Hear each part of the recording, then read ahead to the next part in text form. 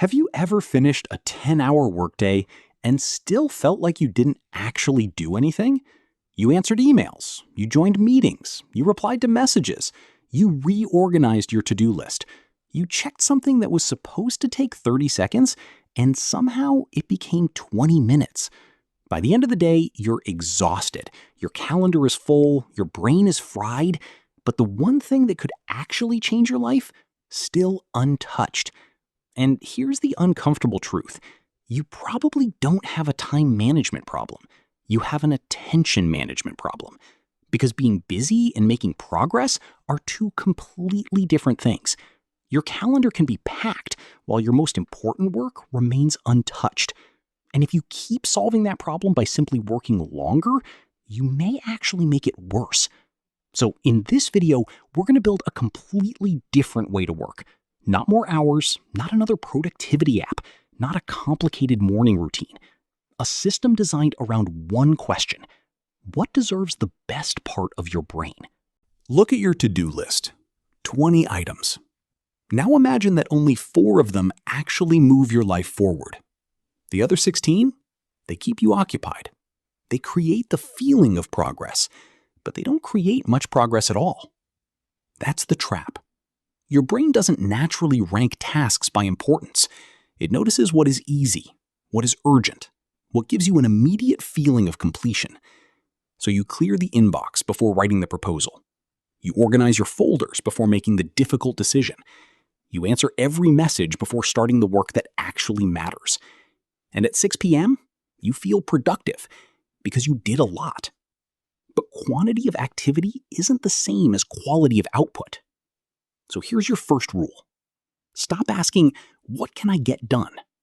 Ask, what would make the rest of this workday matter? Before you start tomorrow, choose the few tasks that actually move something important. Not 20, not 15. A few. And if a task doesn't contribute to the outcome you're trying to create, it shouldn't automatically get your best attention. Because every unnecessary task has a hidden cost.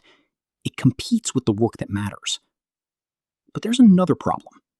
Even if you eliminate half your workload, you can still destroy your best thinking by never giving your brain time to recover. Picture this. It's 2:30 p.m. You close your laptop, put your phone away, and go for a 20-minute walk.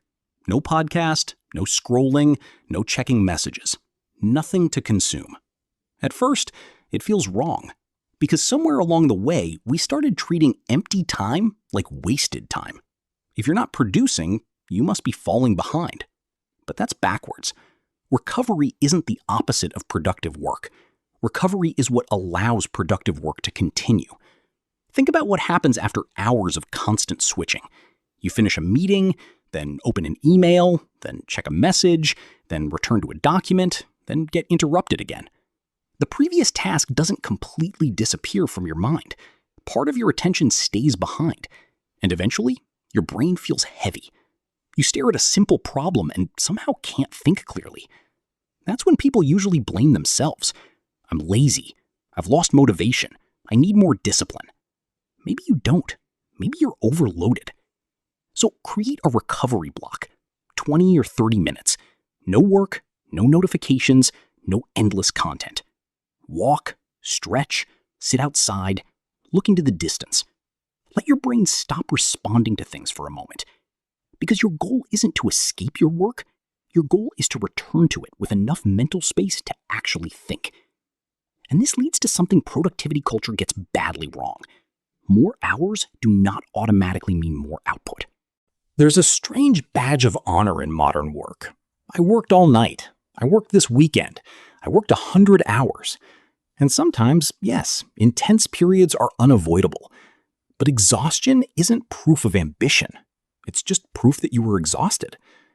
When fatigue starts accumulating, the quality of your decisions can suffer. You become more reactive. You have less patience.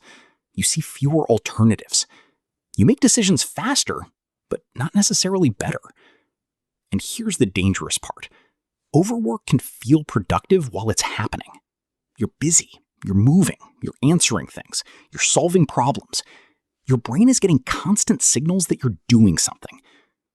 But ask yourself a better question. Would I make the same decisions if I were rested? That's the question that matters. So instead of measuring your work by hours alone, measure it by outcomes. What did you decide? What did you create? What did you finish? What actually changed? Because 6 focused hours that produce something meaningful can be more valuable than 10 scattered hours spent reacting to everything around you. But now we have another problem. You can have enough energy and still waste it by constantly switching your attention. Here's an experiment. Tomorrow, take 90 minutes, one task, one objective. Phone away, notifications off, unnecessary tabs closed. And for those 90 minutes, nothing else gets to exist. The first few minutes may feel terrible. Your brain will look for an escape. You'll suddenly remember an email you need to answer. You'll want coffee. You'll want to check something. You'll convince yourself that one quick notification won't hurt. It will, because the real enemy isn't always distraction, it's reorientation. Every time you switch from one thing to another, you have to rebuild context. What was I doing? Where was I? What's the next step? What was I thinking about? And when you do that repeatedly, your work becomes a series of restarts. A 90-minute block gives you something different. Runway. The first part is resistance. Then the task becomes clearer. You stop negotiating with yourself. You start seeing connections. You start making decisions instead of merely responding. But there's one condition. Your 90 minutes need a clear target. Don't write, work on business. That's too vague. Write, finish the first page of the proposal. Write the opening section. Build the presentation outline. Solve the pricing problem. One target, one finish line. Because focused work on the wrong task is still wasted effort. And that brings us to the most important question. Which task deserves those 90 minutes in the first place? Every night, choose 3, not 20, 3. But here's the important part.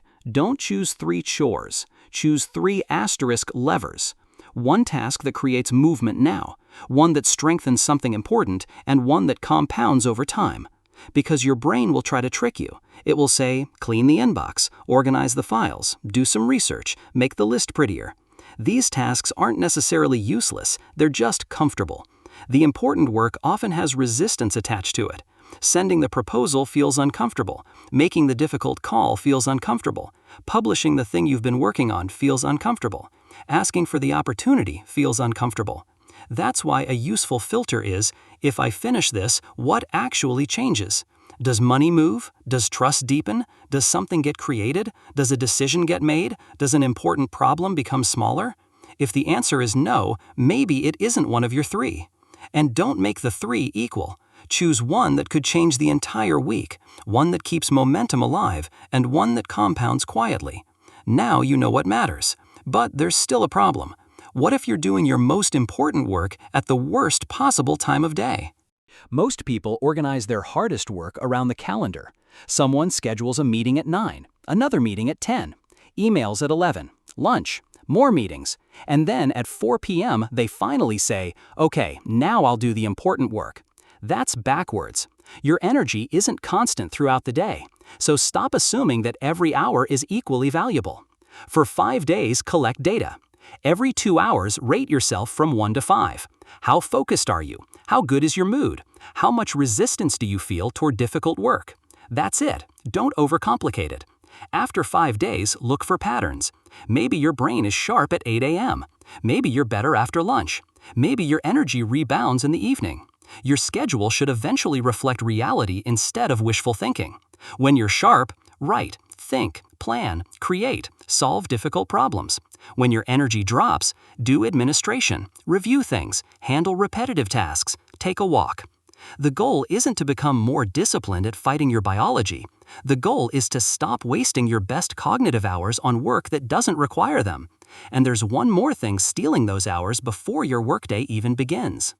You wake up, check your phone, read 3 messages, open Instagram, check the weather, decide what to eat, decide what to wear, decide what to work on, decide which task comes first, and then wonder why starting feels difficult? The solution is surprisingly simple. Decide less. Prepare the important choices beforehand. Know where you're going to work. Know what you're starting with. Know when you're stopping. Know what your first task is. The fewer decisions between waking up and meaningful work, the easier it becomes to start.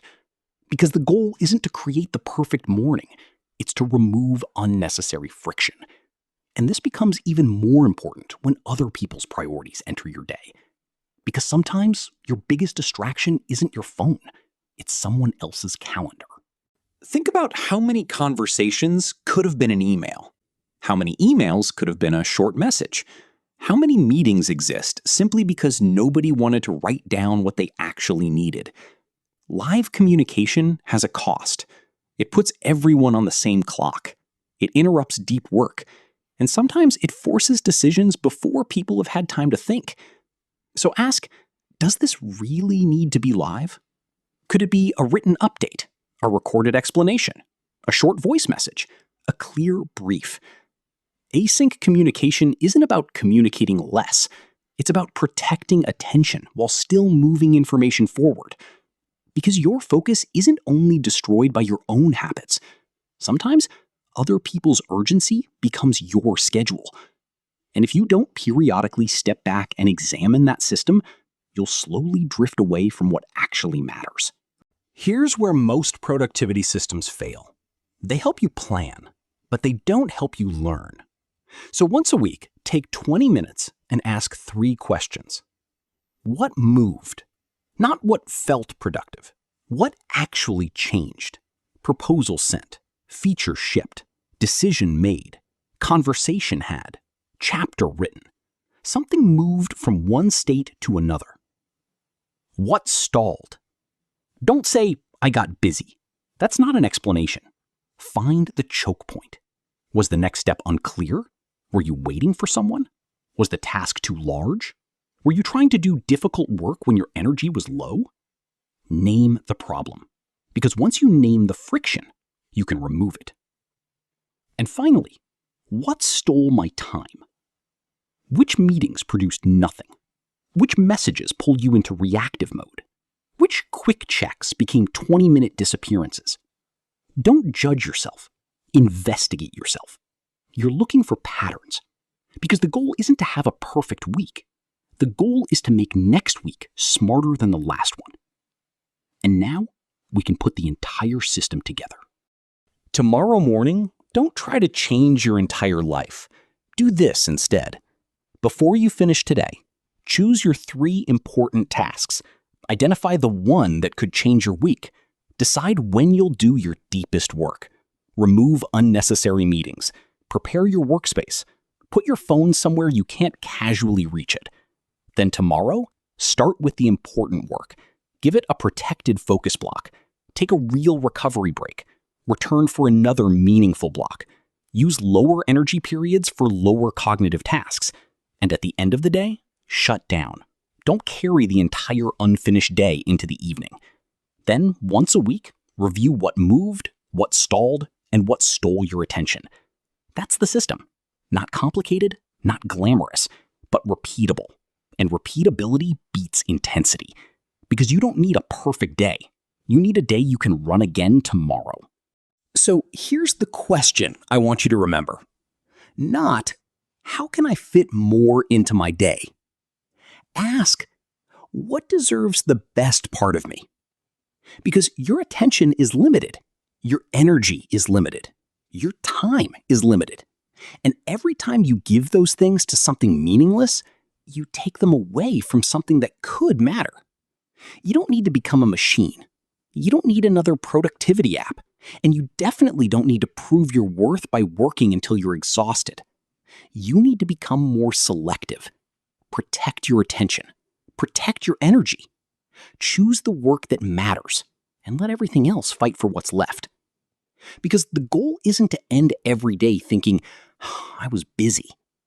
The goal is to end the day knowing something important moved forward. That's what real productivity looks like. If this video made you realize that you've been busy instead of productive, don't just move on to the next video. Try this tomorrow. Pick one task that actually matters, protect 90 minutes for it, and see what happens. And if you want more videos like this that help you work smarter, think clearer, and build better habits, subscribe. Then tell me in the comments, what's one thing you're going to stop doing tomorrow because it only makes you feel busy?